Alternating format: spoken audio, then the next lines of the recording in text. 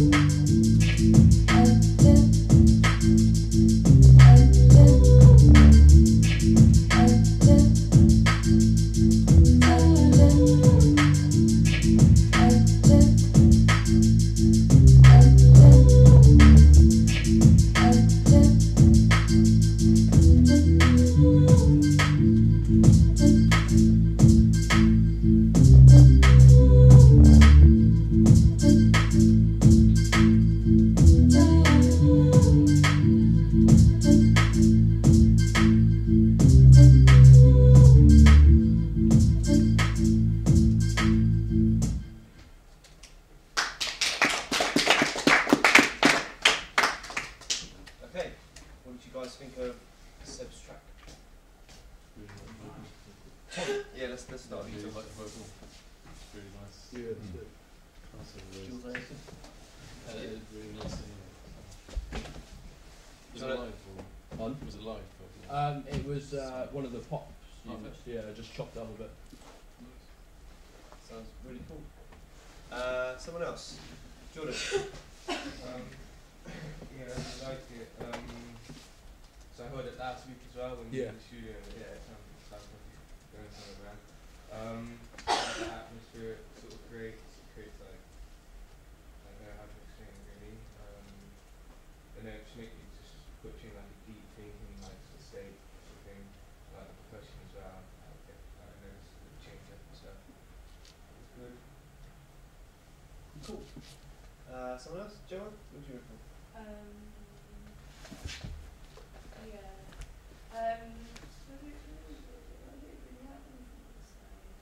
What did you like about it? Or I really like that. Favourite. How you chop that up really. I don't know, I just think it all fit. I can't really say how you can improve it actually. Do you know what I mean? It seems really good to me. okay, that's fine. Anyone else want to add a bit? Maybe some ideas?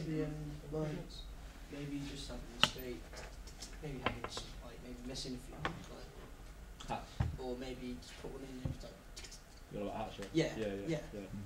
just like now and then just to Yeah, switch yeah, it up a bit. definitely, yeah. Well, yeah, like I Like, say, it's still Maybe working later on progress. or something like Yeah. yeah, I thought that was sick to be honest. Cool. Jordan, were you going to add to that? Yeah. Pardon? Cool now. Okay. Cool. Thank you very much, sir. I don't know, Rob, if you want to say. Oh yeah, just really nice, very subtle, very kind of spacey. I like there's a lot of that coming in now. So it's quite a lot of change since September on the way people are doing stuff. It's really getting kind of a lot of subtlety and kind of space. Use of sounds is really good. There's another guy you might listen to. Has anybody heard of Steve Reich at all? Steve Reich? Check him out. Yeah, he does a lot of minimalist kind of compositions. I think you can learn a lot about creating space with very little, you know, and try to experiment with that a little bit. Check him out he's playing on iTunes and things like that. But maybe do a bit of listening with him at some point. It might be a good idea to actually do a little bit of listening in this session to different people. Yeah. So you can, you know, at times if we got time to fit it in, there's probably got so many people to get through that it's not always possible to do that. I know. Kind of a listening. Yeah, or just little excerpts. We fixed up on the Macs, and we could just play, you know, in the Steve Wright. Yeah, it's RIREI or RIECH. Yeah, yeah. Check them out. In fact, that's really cool you mentioned that, because there's a number of composers. If you do CMT up at Bar Spa, you end up kind of studying those guys a bit, and they essentially kind of push the boundaries of